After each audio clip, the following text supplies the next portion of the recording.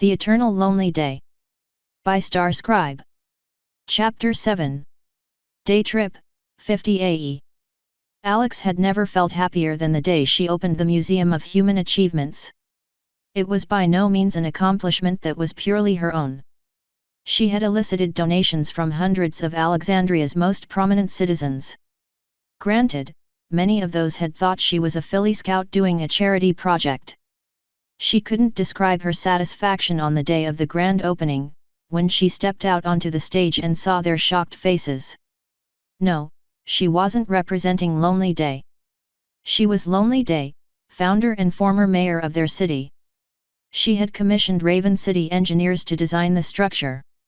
The construction, honest labor of an Alexandrian construction company. She had invited every pony who had worked on the building, every pony who had supported the museum in a political way, and every pony who had donated. Perhaps the opening of a new museum in the world Alex had come from wouldn't have attracted the crowd that this event had. But this was a different world. There were no more smartphones, few computers, and no more internet. Leaving one's home and spending time out in the community was one of the best ways to stave off boredom.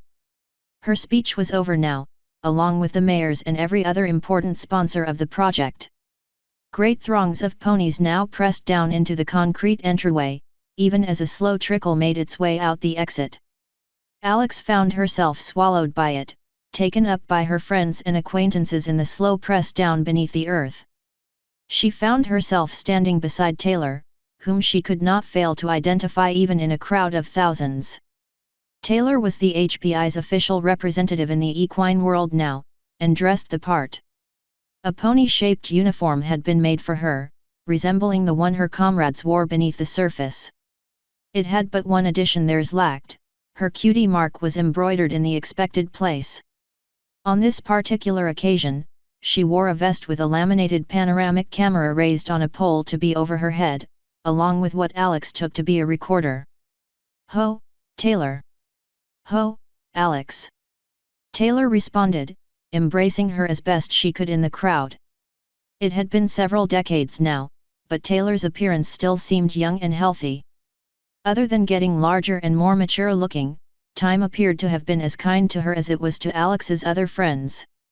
While it had been kind to them, it had ignored her, and she seemed just as much the young mare in comparison that she had ever been. "I'm surprised our mutual friends would be curious enough to have you record any of this." Taylor looked sidelong at Alex, as though calling upon some secret only the two of them shared. "We're still a novelty down there, believe it or not." She jostled the camera on her back. "Anything we can do to demystify ourselves goes a long way." Together they finally reached the edge of the building. The surface section was not large, a two-story structure made from unreinforced concrete. That meant the walls had to be quite thick at the base, which she didn't mind. There only really had to be room for two sets of stairs, one for each direction, along with a lobby. Everything else was below. Skylights served in the lobby, though as they moved with the crowd they were replaced with the steady glow of pony-made electric bulbs, flickering to the fickle whims of the electrical grid. Plus, they did engineer this place. Complete with every silly thing you asked for. She gestured at the stairs, which after taking them down 50 feet, started moving up again. They passed into a second lobby like a sink trap, before passing into a spiral instead of a ramp. People want to see how badly humans are going to be misrepresented by exhibits made by ponies. They think we don't remember? We made this place for our children's benefit, not our own. Taylor shrugged. Honestly, lots of them know less about what it was like to live on Earth than your ponies do. Didn't you say you got the help of the newest returns you could? At Alex's nod, she continued. We're on to the second and third generation in Raven these days. They didn't just come back from old Earth, they've never seen it. Outside of the movies and TV shows, it's not real to them. They wouldn't know how to recognize if your museum got things right even if they saw it. Alex sighed. They're still the last biological humans we have. Do you think they'll visit? Not today. Taylor gestured around, at the space thick with ponies. The magic in this building would barbecue them alive before they got down the stairs. Maybe if you closed the place down for an evening or something. I'd be happy to. It won't be open at nights anyway, so it wouldn't be hard. Not that I expect anyone in Raven to be impressed. They're impressed the whole thing hasn't collapsed and killed someone. They don't think much of non-automated construction crews. Alex laughed. As if that was the way people always built things. For them it is. Don't forget, just because ponies live longer doesn't mean humans do. The people who remember old Earth are in their 70s and 80s. They don't keep anyone past when they can contribute somehow. The rest are either ponies in bountiful or cremated. Do you feel 80? Do you? Taylor returned her laugh. Ask the old commander if he feels 110 next time you see him. They reached the bottom of the spiral staircase about then, stepping out into the museum proper. The complex was built quite deep underground, beneath a layer of impermeable clays and shales that would keep the water table at bay into perpetuity. Each room and chamber was a cylinder of one length or another, cast in concrete but with a flat deck of wood within. The largest room had a diameter of 50 feet, though most were far smaller. Even so, the museum had taken a fair fortune to build and the skills of many diamond dog excavators. The structure might be called the Museum of Human Achievements, but only one of its wings was actually devoted to representing these. To be fair, it was the largest, populated with the greatest accomplishments of art and science. In every case she could, Alex had commissioned replicas in bronze rather than originals.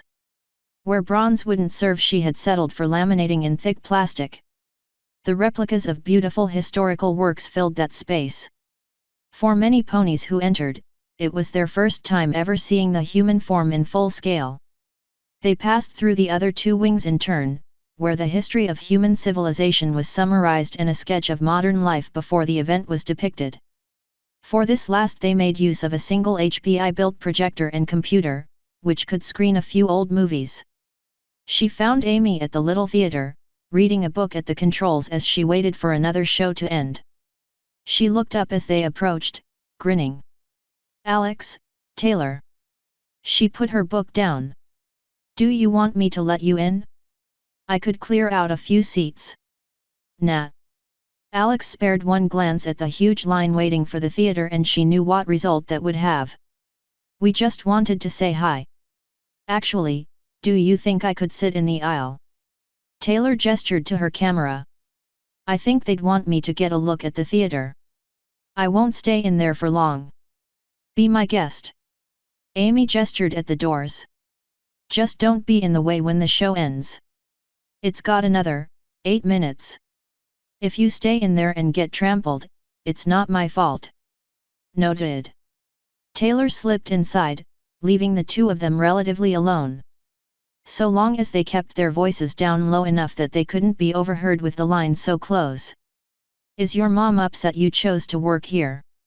The mayor shrugged. It was a little hard seeing a pony she remembered as a newborn end up so much larger than she was. Sky hated her old life, she didn't hate the whole world. I do think she would rather I spent more time finding a good stallion. Don't let her pressure you into doing something you don't want. Sky's got enough foals that you can be perfect by averages even if you do your own thing. Unlike Alex herself, who still had just one. Don't I know it? She lowered her voice, leaning towards her. Looks like number 18 is on the way. I just got the news this morning. 18, Alex repeated, unable to keep the wonder from her voice. Why doesn't Adrian stop her? Dad say no to Mom? Not a chance. Besides, it's not like it slows him down much. She never has two foals in the house at once, so he doesn't mind. Strange species we are where that works. Humans can't even have children for most of their lifetime. She reached back into her mind, finding the equestrian childbirth text. She found the information she was looking for, then continued. Some pony ought to warn her she's running out of time. The books all agree it's a bad idea to have foals after 90. Some pony has, don't worry. Your mate doesn't let a patient leave his office uninformed. Alex nodded, though the smile was a little bitter. They were more friends than mates these days. It wasn't like she blamed the stallion for drifting away from her. Didn't make it hurt less, even though few ponies knew. I've been meaning to ask you, Amy. I'm going out of town for the next few weeks. Taylor's been saving a month's leave, she's coming too. There's an open invitation for you to join us. I'm guessing that means you're offering me vacation time too. She glanced at the controls. First day at my perfect job and you're asking me to leave. She frowned. What would we be doing, anyway? Unpaid manual labor. Well, I could make it paid vacation time. But it would still be manual labor. The mare considered for a moment, then her eyes widened. Wait a minute. You've done this before. I asked where you were going, must have been 20 years ago now, you wouldn't say. She nodded.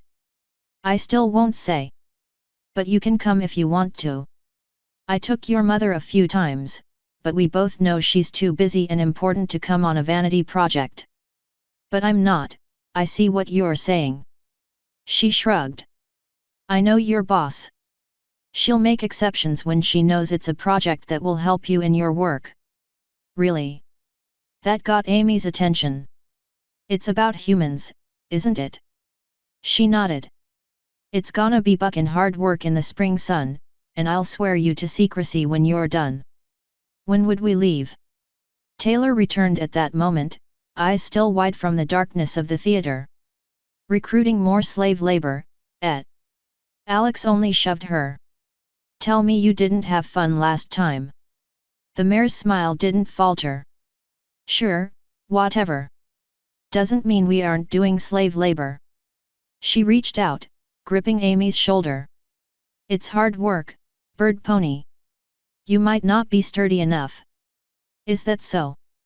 Asterisk asterisk asterisk. Alex sat crammed into the hallway of the Swallow supersonic nuclear transport, reading over Amy's shoulder and pretending she wasn't bored. Of course she was bored, all thanks to her perfect memory. Alex loved reading, but when you could finish even a meaty novel in a few minutes and never forget anything about it, your supply of good books was limited. So she saved some of the best, giving herself exactly one pleasure book a day. Unfortunately, she had already read Amy's current selection The Lost World exactly 8 years, 4 months, and 3 days ago. I don't get it, Amy declared, closing the book with one hoof and looking up. You don't get what? Alex didn't have much free space to move away, but she did her best. A few feet further and she'd reach the cargo bay, packed with construction supplies. Cans of paint, lengths of wood in sheets and planks, plaster and drywall and bags of cement. Amy gestured at the cover. Have you? Course you have, why wouldn't you? So, there's 2 different tribes on the plane, right? Humans and ape men. At her nod, Amy continued. Why are they fighting? Malone says there's been a terrible war since they got there together, and we even see some of the apes push. She shivered as she spoke. Push some humans off a cliff. But it doesn't make sense. They've both got their own languages, their own societies. They both have families, and they use tools and everything. Why do they fight? They're way closer together than ponies are to griffins, or diamond dogs or whatever. But you don't see any of us going to war over something that stupid. Yet, Lonely Day thought to herself. So far there had been no wars, or at least no armed conflicts large enough to be called wars. It seemed rather pointless to fight when there was so much open world to claim, and so many resources to do it with. But would it always remain so? She doubted it. Even the equestrian history books had war, if you went back far enough. It's fairer to call it a primitive reason to go to war. Many animals are this way, and it makes sense when you consider the perspective of survival. Think about it. If you're a wolf and there's lots of food, it might not matter that there are foxes living in your territory. You can eat the deer, they can eat the rabbits, and everything's great for both of you. But when winter comes and all the deer migrate north or whatever, then suddenly you're both eating the same rabbits. Every one a fox catches is one you can't use to feed your pups or give to your mate. Your family might die because of that other animal, even though it never tried to hurt you directly. The apes and the humans competed for the same resources. Every one of those stegosaurus the humans had in their herds was one the ape men couldn't eat. So they fought. The mare went quiet for a moment, thinking. Alex listened to the sound of the engines as they began to decelerate. They couldn't be far from the house now. Does that mean when there are more ponies we'll start to fight again? Once we fill up all the farmland? Or once there are too many of us, and the humans can't make enough medicine to keep us from getting sick? We'll start pushing each other off cliffs and throwing spears at each other. No. Alex shook her head. If we started fighting each other, it would be far more terrible. Imagine if the Pegasi who make sure our crops always have enough rain sent a storm on some other city? Or, what a unicorn's magic could do. And if any pony attacked the humans, it was her turn to shiver at that. Somehow, she suspected that the HPI had indeed prepared for that eventuality. Like almost every problem the HPI attempted to solve, their answer was probably nuclear. But it doesn't have to come to that. She nudged Amy on the shoulder, attracting her attention as best she could despite her small size. It worked. We don't have to be primitive. People have lived together with groups that weren't like them before, and they aren't the only animals who ever did it either. If ponies want to be better than that, all we need are enough ponies who want to. Ponies who do everything they can to find a peaceful solution to their problems, even when violence seems easier. But I'd relax. She smiled bitterly, leaning back against the metal plating of the aircraft. It will take hundreds of years before there's enough ponies for anything big. You won't ever have to see it. You will. She sniffed, looking away. Mom was your best friend, but she got older and now you two don't see each other as much. Even though she knows better, she sometimes talks about you like a little filly. That's probably why you don't spend as much time at our house as you used to. Alex sat frozen, staring at the wall. She hardly even noticed Taylor's voice over the radio, or the fact they were now traveling vertically. So you made me your best friend.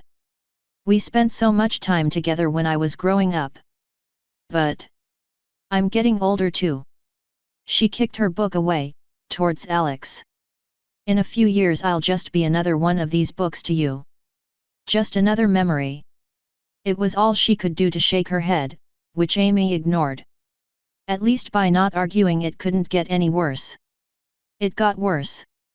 You know why I haven't found a stallion yet? She had a pretty good guess. 'Cause if I do, then I'll change just like Mom did.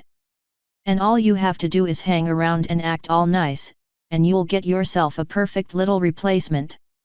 Is that what you're gonna do, Archive? Just keep moving from one filly to another? Replacing us when we get old? I'm just Cloudy Skies number 2. She turned her flank towards Alex, shouting through her tears. I'm so sorry, Princess Archive. Just a few more months, and I promise I'll pop you out my replacement. I'm sorry I've wanted to stay friends too much. Lonely Day could make no sense of the rest of it through her own tears, which had begun to flow freely by then.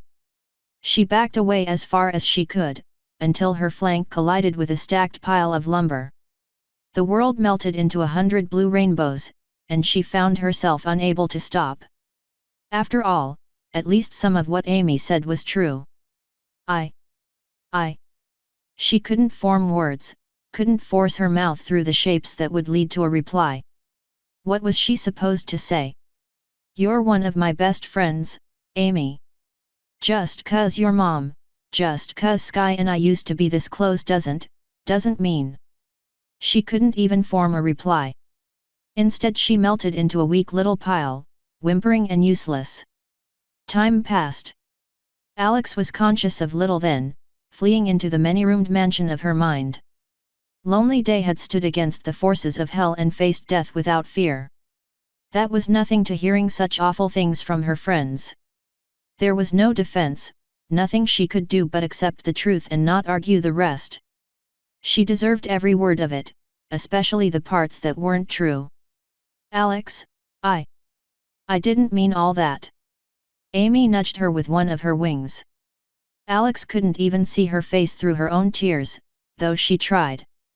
It's not your fault Mom's been so hard.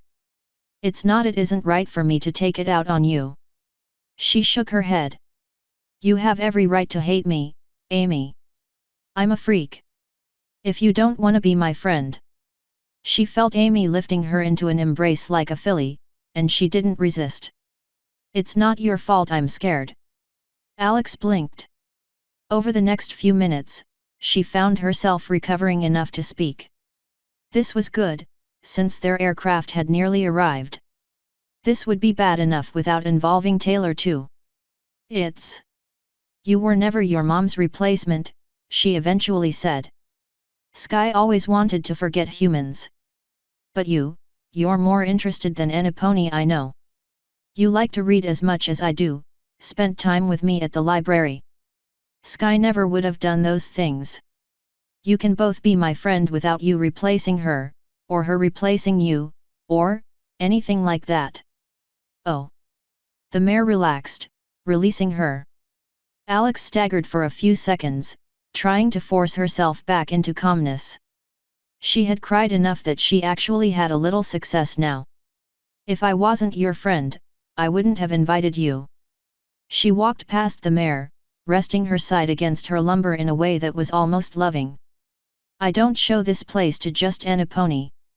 Oliver, Sky, Blacklight, Taylor, and now you. That's it. No pony else in Alexandria. Not even Cody. She shook her head. You kidding me? That stallion's like Joseph, his head is always too buried in some technical problem to see the point of a little honest work. As she spoke, the pneumatic door to the cockpit hissed and Taylor emerged. She was still in her uniform, though she had traded the heavier version for a white t-shirt and some shorts. Just what are we doing? Amy looked between Taylor and the lumber and Alex's sincere expression and seemed to register only confusion from their synthesis. Alex found herself smiling. Let's go find out. Asterisk asterisk asterisk. Somewhere in the bluffs of northern Oregon was a house. The house was ordinary, 2 stories, modern picture windows, with a concrete drive and conservatively painted walls. What made the home strange was its surroundings. Its driveway held no automobile and connected only to forest, which spread around it in all directions. It seemed as though a single member of an identical housing tract had been lifted through time and planted in the wilderness. Yet it hadn't been moved. A careful investigation of the surrounding area would prove the house's neighbors were still there, so much as time had spared. Here and there a chimney rose from the soil, or a few half-rotten beams stuck out from the ground at the odd angles they had fallen. Glass and stainless steel survived more or less intact where they had fallen, though most of this more durable debris had been covered with a thick layer of plant detritus. Thus was the fate of most of the country's residential structures, particularly in areas frequented by rain and snow. Careful maintenance by humans could keep a house intact for hundreds of years. A few decades of neglect was enough to decimate residential areas in wet climates. Yet where all its neighbors were scarcely recognizable, this one home remained unchanged by the slow devastation of time around it. The cultivated little wood of pine trees, along with a layer of camouflage tarps surrounding the property, were enough to make it completely invisible at all but the closest distances. The house had a large backyard, large enough that a swallow could land without more than the standard automated coordination. Once on the ground, the ramp opened, and 3 ponies emerged from within. This is... Amy stopped, frozen as she took in the structure. A house? We came out here for a house. My house, Alex agreed, dragging a cargo lifter in her teeth. With a few gestures the first pallet lifted on hydraulic pressure, and she wheeled it down the ramp. She only stopped when she had it on the ground, panting all the while. More accurately, it's my mom's house, though my younger brother and older sister lived here too. I was the only one who actually made it on their own. Sister went to university and ended up getting dragged back, and my brother. I think he might have taken a little too much after my dad. She shivered once, then shook her head. Doesn't matter. She pushed the hydraulic lifter towards Amy. You try. Just don't knock over the paint. I don't want to fly all the way back to Alexandria to buy more. What? The Pegasus mare spread her wings in confusion, pacing about on her hooves. I don't, why? She gestured up at the swallow. Alex, if the HPI still respects you enough to let us fly around in their fancy airplanes, why couldn't they spare any of their fancy drones to do manual labor? She shrugged. They tried, but I said no. She turned away from her friends, walking closer along the manicured lawn. When my family comes back and the house is still standing, I want it to be because I kept it here. Besides, I know I might not be able to count on the HPI forever. If I ever cease to be useful, I'll have to do everything myself. That's why we're using as much pony-made materials as we can. It might take 10 millennia for them to come back. I can't count on the HPI to stick around to help me all that time. She's just saying that 'cause she's a masochist. Taylor made her way down the ramp, dragging another pallet and setting it down beside the first. This one was full of nails and bags of concrete. Look at this crap, not even letting us use robots to unload. Like she's out of ancient history or something. When men were men. Alex agreed. And mares were mares. Maybe there are better expressions. She glanced towards the house, where smoke was already rising from the fireplace. You think the old man is waiting for us? With as often as he's been complaining about the floor this last week, you can bet your flank on it. She gestured. Go on ahead if you like, I see him often enough. I can finish unloading while you introduce your latest victim. Alex gestured, and Amy followed her towards the porch. Old man? There are humans here. Her whole body tensed with excitement at the idea, and she started bouncing as much as walking. After a fashion. She stopped at the door, knocking with a hoof. Not that the old man could have missed the sound of the swallow landing, even with its much quieter drive system. Like Taylor. Oh. She deflated a little. I guess that's cool too. The door swung open with a faint glow of orangish magic. Within stood a unicorn, dressed from head to hoof in an HPI civilian uniform. He hardly looked old, except for a shock of grey in his otherwise lime-green mane. Edward Clark. She saluted with one hoof, though the gesture was far more a casual greeting than anything that would have passed in the militia. No need for that, Alex. Who's this? Didn't feel like tearing out the floor on your own. He looked at Amy. You're kinder than I. Amy, this is Edward Clark, Emeritus Director of the Human Preservation Initiative. Mr. Clark, this is Amy.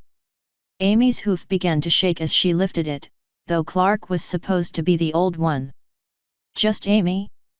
No running stream or flogging Molly or something like that. She found her voice. Just Amy. That's enough name for me, Mr. Clark. Very good. He stepped out of the way, exposing the interior of the house. They followed him inside, into a space as authentically human as anything in the museum. It seemed like the house's owner was in the process of rebuilding every piece of furniture and accoutrement for ponies, one piece at a time. Some of the counters were absurdly tall, while others seemed to fit them perfectly. The kitchen table had chairs at their perfect level, while the one in the dining room seemed built for giants. Little of the house seemed lived in.